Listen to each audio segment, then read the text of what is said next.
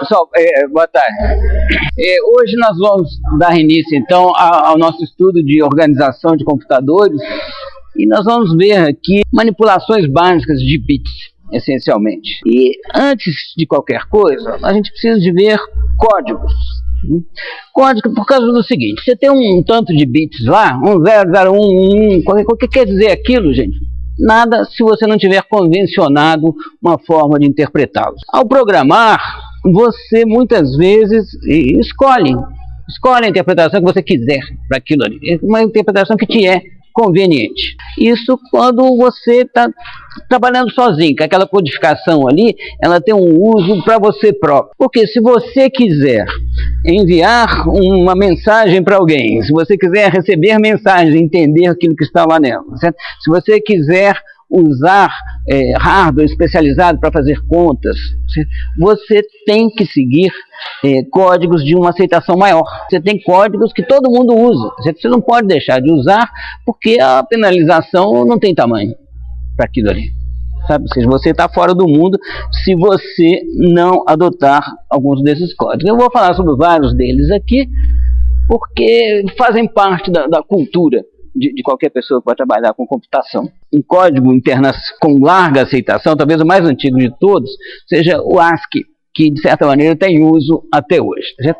ASCII foi proposto na década de 60, gente, e porque os primeiros fabricantes de computadores, cada um adotava a convenção que ele bem entendia. E uma das principais necessidades da época era imprimir caracteres que você pudesse ler e entrar com caracteres que o computador pudesse entrar depois. Você usava um teclado e você tinha um teletipo, uma espécie de máquina de escrever conectada ao computador, certo? Que ela batia lá, igual se batia com o datilógrafo, certo?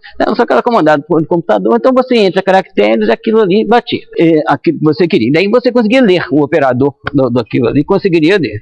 E da mesma forma, na hora de você entrar, qual o número tal, quantos planetas tem? Daí você bate lá o número de planetas. Então você precisava de caracteres. E o código ASCII, então, foi uma padronização, porque tinha uma necessidade forte das pessoas, um fabricante de teletipo poder ligar em qualquer computador, ou o computador usar qualquer tipo de teletipo, certo? Ou um computador gravar um arquivo que pudesse ser lido por outro computador depois. Então, para isso, eles tinham que se entender. Né? Então, o ASCII, proposto então na década de 60, ele é para caracteres. Certo? Ele foi proposto com 7 bits, certo? Ou seja, são palavras, a gente chama isso aqui de palavras de 7 bits. Ele tem codificação para espaço, tá bom, gente? Espaço precisa de uma codificação também, o branco. Espaço, parênteses, mais, menos, igual, esses caracteres que a gente costuma utilizar. Para os algarismos, tá certo? De 0 a 9. Para letras maiúsculas e minúsculas. E tem também algumas coisas que hoje em dia são muito pouco usadas, que são caracteres de controle que era para você controlar o teletipo. Troca de linha, certo? Avança um pouquinho, toca uma sineta, ou então acabou a transmissão, certo? Fim de transmissão. Isso aí eram coisas que eram utilizadas. Isso foi proposto por americanos, tá bom? E não tinha provisão para acentos. Certo? Então, quem falava português, francês e outras línguas lá da Europa, o pessoal começou a reclamar porque não conseguia escrever direito com aqueles caracteres, não conseguia usar o código ASCII. Então, logo em seguida, houve uma extensão do ASCII com 8 bits, ou seja, multiplicaram por 2 o número de caracteres, então passou de 128 para 256 possibilidades. E isso comportou algumas acentuações mais comuns, mas mesmo assim o mundo é muito grande, tá certo? E nos tempos modernos, para a globalização, você tem que ter códigos capazes de codificar caracteres de qualquer língua aí do mundo, certo? E o Unicode é o código que está em voga hoje em dia, tá certo? Que é usado para comunicação de texto. Ele permite diversas codificações, certo? Uma delas, chama o TF-8, certo? Codifica todos os caracteres, seja com 8 bits, de 1 byte, tá bom? Ou até 4 bytes, ou 32 bits. Então, o Unicode, gente, você escreve em chinês, árabe, hebraico, o que você quiser. Você tem espaço para todos os caracteres de todas as línguas vivas e muitas das mortas também. Você ainda está longe de ser esgotado. Qualquer língua que vocês pensarem, tem lá. Você está lá codificado todos os caracteres dela. O Unicode, ele tem uma coisa chamada associada, o Unicode tem uma codificação abstrata. Na prática, ele precisa de uma coisa chamada UTF, que é o Unicode Transform Format. O UTF-8 é a codificação mais importante que existe hoje em dia, a mais utilizada na internet, e ela foi construída de tal forma que ela codifica os caracteres, seja com 1 byte, seja com 8 bytes, e com 1 byte só, gente, ela coincide com o ASCII antigo, tá bom? Então todo mundo que já tinha dados codificados em ASCII passou a poder dizer no dia seguinte que já estava tudo codificado em Unicode, porque é compatível, tá bom, com aquilo ali.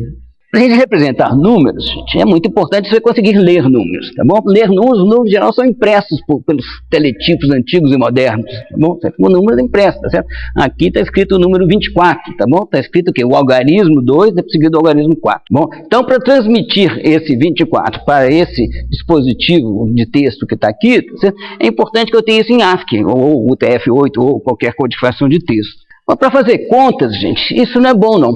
Para fazer conta, você tem representações muito mais compactas. Por exemplo, aqui, ó, o 128, tá bom? Ele é escrito assim, certo? Isso aqui é a codificação em ASCII do algarismo 1, esse do algarismo 2 e esse aqui do algarismo 8. Ou seja, são 24 bits ao todo, tá bom? Agora, o decimal 123 aqui, tá bom? Ele pode ser representado por 7 bits apenas, tá certo? Com a interpretação, assim como nós usamos o número decimal, certo? Você interpreta ele como um número em base 2, tá? Aquilo que está ali codificado em bits.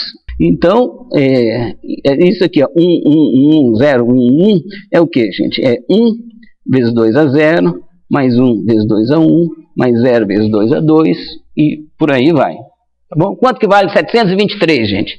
3 vezes 10 a 0, mais 2 vezes 10 a 1, mais 7 vezes 10 a 2. Isso é até igualzinho ao nosso sistema de numeração, tá? Só que a base é 2 em vez de ser base 10, ok? Então a gente passou de 24 bits para 7 bits, e como nós veremos hoje aqui, isso aqui ainda por cima é muito mais fácil fazer contas com esse formato que está aqui, tá? Como nós veremos ainda na aula de hoje. Como é que você converte um número de decimal para binário? Um número em binário, ele é uma soma em potências de 2. Soma de potências de 2. Então, digamos que você precisa de uma tabela desse tipo aqui. Tá bom? Aqui estão as n, tá certo? E embaixo 2 elevado a n. 2 elevado a 6 é 64. Tá bom? 2 elevado a 0 é 1. 2 elevado a 10 é 1024. Você precisa de uma tabela dessas aqui que supere o valor do número que você está querendo converter. Aí você faz a seguinte forma: você quer converter 123. 123, eu preciso transformar isso aqui numa soma de potências de 2. Eu percorro aqui procurando a maior potência de 2 que seja menor ou igual ao número que eu quero converter. Bom, no caso aqui é o que, gente? É 64, porque 128 é maior que 123. Ok? Então 64 é o que será. Então o que eu faço? 123 é 64 mais 123 menos 64, que é 59, ok? Então, esse 74 aqui está ótimo para mim, porque ele já é uma potência de 2. Então, eu tenho um problema menor aqui agora. Então, eu tenho que converter 59 para uma soma de potências de 2. O que eu faço aqui? Procuro aqui, então, a maior potência de 2 que não exceda 59, que é 32. Tá bom? 64 é maior, 16 não é a maior delas. Tá? Então tem que ser 32. Então 59 é o quê? 32 mais 27. Tá? Então ó, o meu número original aqui, 63, ele é igual a 64 mais 32 mais 27. Tá? Esses dois aqui já estão no formato que eu quero, tá? Que é uma soma de potências de 2. Tá? E esse 27 é um problema menor que o problema original. Como é que eu faço com o 27, gente? 16 é a maior potência, vou indo assim até transformar o número numa soma de potências de 2. Então eu estou falando aqui, eu estou interpretando um conjunto de bits como inteiros positivos, tá certo? Então algumas grandezas do mundo aí são estritamente positivas, como por exemplo intensidade de cor. Tá? Então o sistema RGB, você tem 3 números associados, cada um deles com 8 bits. Um da intensidade de red, né? Vermelho, certo? Green e blue, certo? Verde e azul. Tá? Cada um deles dá uma intensidade nisso daí, e os físicos e fisiologista, não sei o que seria lá, tá certo que a nossa percepção visual, você consegue ter qualquer cor pela soma dessas cores básicas, de intensidade, com intensidades controladas. Então esse aqui que é o sistema Red, Green, Blue, que é uma boa aplicação para binários sem sinal, que a gente diz, que a gente não consegue representar números negativos dessa forma. Mas a gente precisa de números negativos. Todo mundo sabe para que precisa de números negativos. Precisa para tudo, né? Como é que a gente representa o número negativo em decimal? A gente coloca um menos antes, né? Menos 23. A gente agora não tem menos em computadores. Tudo é bit. Tudo é bit. Então você tem que pôr bits para conseguir representar números negativos. Uma representação bastante simples é o que a gente chama de sinal em amplitude. Você pega, se você tem, por exemplo, 8 bits, tá? Você pega o oitavo bit, o mais significativo, e fala assim, esse aqui não vai entrar na composição do número, isso aqui é um sinal. Tá bom? Se ele for 0, os 7 outros bits você interpreta como binário sem sinal.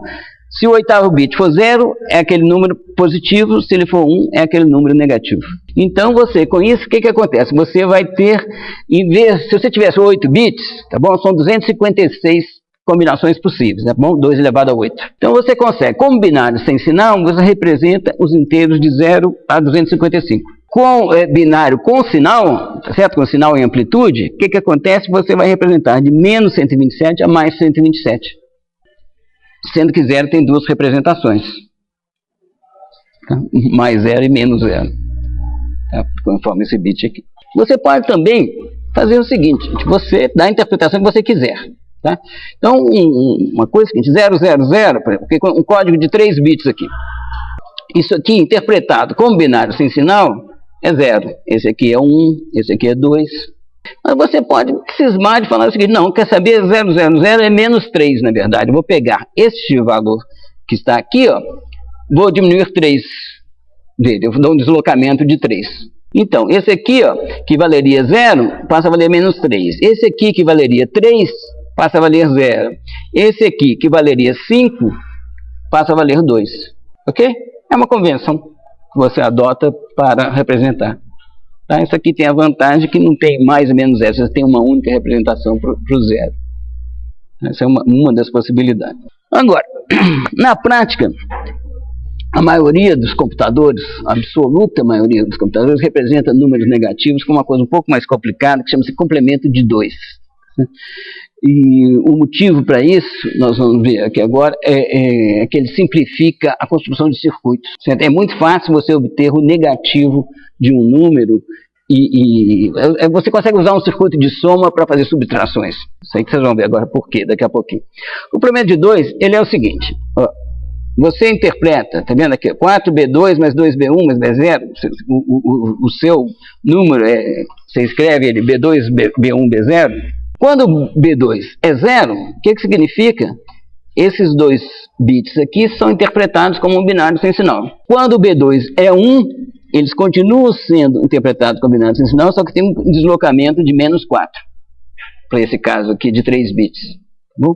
Então fica assim, ó, olha aqui, ó, enquanto o B2 for 0, tá bom? É direto aqui, tá bom? 0, 0 representa 0, 0, 1 representa 1, 1, 0, 2, 1, 1 representa 3. Agora, quando esse aqui passa para 1, você diminui 4, tá bom? Então, 1, 0, 0, menos 4, mais 0. Tá bom? Que dá menos 4 aqui.